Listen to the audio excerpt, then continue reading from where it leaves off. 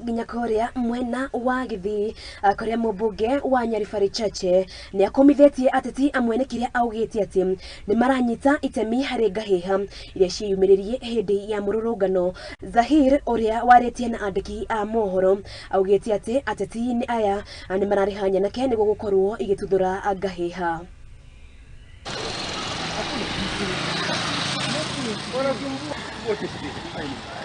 There were some hooligans who had been ferried from outside the constituency, so walikuja kuharibu mambo ya amani, na mimi kama mbunge wa hii area nilishirikiana na wenzangu, tukakaa chini pamoja, tukafikiria sasa tutafute njia ya kuhakikisha kuna amani. Na tumezunguka, tumepata hawa ma hooligans na tumewafurusha, tumewakimbiza ili wasikuje kutuharibia mambo yetu ya Kisii.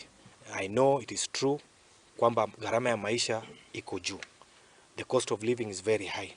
But as a member of parliament coming from the ruling coalition, I want to say that kuvaa sufuria kwa kichwa haiwezi kurudisha gharama ya maisha chini.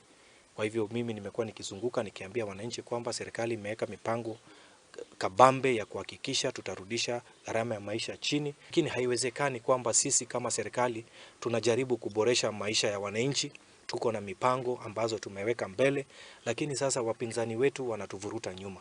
And the truth of the matter is that the opposition, they know for a fact that the programs, the agenda and the plans and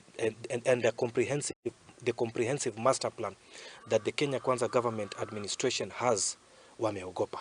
So they have feared.